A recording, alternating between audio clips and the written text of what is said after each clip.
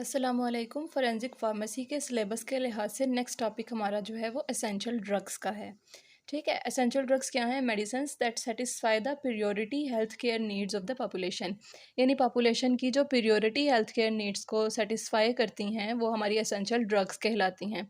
Essential drugs जो होती हैं ना, वो चूँकि इनके नाम से ही ज़ाहिर है कि ये एसेंशियल हैं, इन तक पब्लिक को सफिशेंट अमाउंट में ऑल टाइम्स एक्सेस होनी चाहिए, ताकि जो पेशेंट्स हैं जिनको इनकी ज़रूरत है एसेंशियल ड्रग्स की, वो इनसे महरूम ना रह सकें।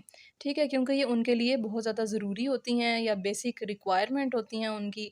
तो लिहाजा एसेंशियल ड्रग्स को स्पेसिफ़ाई किया गया कि ये ऐसी ड्रग्स हैं जिनकी ज़रूरत ज़्यादा होती है। अब ये स्पेसिफ़ाई करने के पीछे वजह ही यही थी कि उनकी अवेलेबिलिटी को इंश्योर किया जा सके कि वो ऑल टाइम्स अवेलेबल हों, और उनकी अफोर्डेबिलिटी को देखा जा सके कि उनकी कॉस्ट इस लिहाज से ना हो कि जो लोग जो सोशियो इकोनॉमिकली डिसएडवांटेज पे होते हैं वो उनको अफोर्ड ना कर पाएँ। ठीक है, उनके अफोर्डेबिलिटी का और अवेलेबिलिटी का फैक्टर, साथ उनकी क्वालिटी देखी जाए कि क्वालिटी ऑफ प्रोडक्ट्स जो है ना हम अपनी पब्लिक को प्रोवाइड करें, ताकि उनकी हेल्थ को इंश्योर किया जा सके। अब इस टॉपिक में हमने एक तो एसेंशियल ड्रग्स का इंट्रोडक्शन देखा जो मैंने अभी आपको बता दिया, फिर national essential drug list of Pakistan को देखना है और उसके पार्ट्स जो हमारे पास हैं, कोर लिस्ट और कम्प्लीमेंट्री लिस्ट।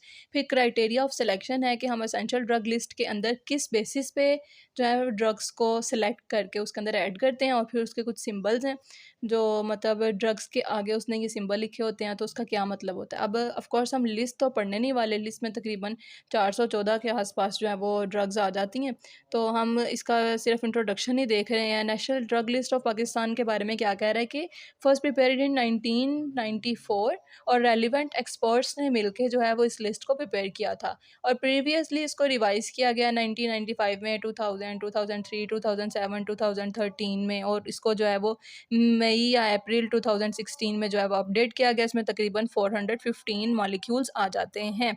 ठीक है, और कह रहा है कि इसको किस तरह से डेवलप किया गया था फ्रॉम जो हमारी 2013 की ड्रग लिस्ट थी और WHO मॉडल था, उनको इस्तेमाल करके हमने 2016 की लिस्ट है वो प्रिपेयर की है, और इसको पीरियोडिकली रिव्यू करते हैं एटलीस्ट वंस अ ईयर या फिर 2 साल के बाद।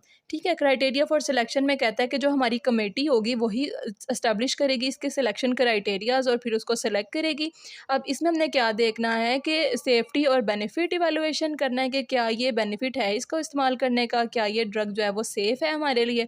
ऐसा ही ना हो कि वो सेफ़ ना हो, बस हमारा दिल करे कि ये ड्रग जो है अच्छी लग रही है तो हम इसको सेलेक्ट कर लेते हैं, तो ऐसी बात नहीं होगी। जेनेरिक नेम की बेसिस पे क्वालिटी को जो है वो इंश्योर करना है, कॉस्ट उसकी कॉस्ट इफेक्टिव होनी चाहिए, रिस्क टू बेनिफिट रेशो देखना है, थॉरो इन्वेस्टिगेशन करनी है पहले, और फिर उसको जो है ना हमने ऐड करना है, फेवरेबल स्टेबिलिटी होनी चाहिए, और वंस अ ईयर उसको जो है हम रिवाइज़ करते हैं या रिव्यू करते हैं। और अगर इसके पार्ट्स देखे जाएँ तो कोर लिस्ट और कम्प्लीमेंट्री लिस्ट है। कोर लिस्ट जो है वो वाली लिस्ट होती है जिसमें मिनिमम नीड आ जाती है, जो मिनिमम बेसिक नीड्स की ड्रग्स होती हैं वो हमारी कोर लिस्ट में आ जाती हैं, और जो कम्प्लीमेंट्री लिस्ट की ड्रग्स होती हैं उसमें उस डिज़ीज़ के लिए आ जाती हैं। इसमें वो बड़ी ड्रग्स जो डिजीज़ेस जिनकी डायग्नोसिस के लिए या उनकी मॉनिटरिंग के लिए एक्सपर्ट्स रिक्वायर होते हैं और उनकी स्पेशलाइज्ड ट्रेनिंग दी जाती है।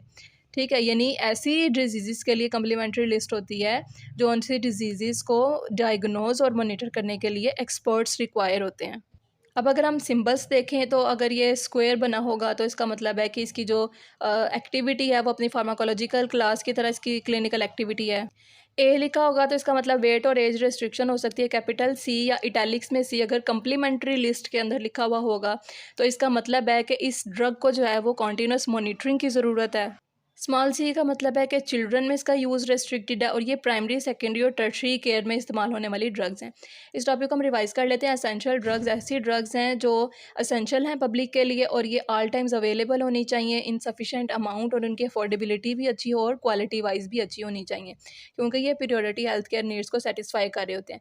National drug list of Pakistan 1994 में बनाई गई, रेलिवेंट एक्सपर्ट्स ने मिलकर बनाया, इसको पीरियोडिकली रिव्यू करते हैं, और लेटेस्ट जो है वो 2016 में है जिसमें तकरीबन 415 ड्रग्स थी। क्राइटेरिया इनके सिलेक्शन का कमेटी बनाती है और सेफ्टी और बेनिफिट रेशो देखती है, risk to benefit ratio generic name की बेसिस पे। क्वालिटी ड्रग्स जो है वो अच्छी क्वालिटी की सिलेक्ट करती है।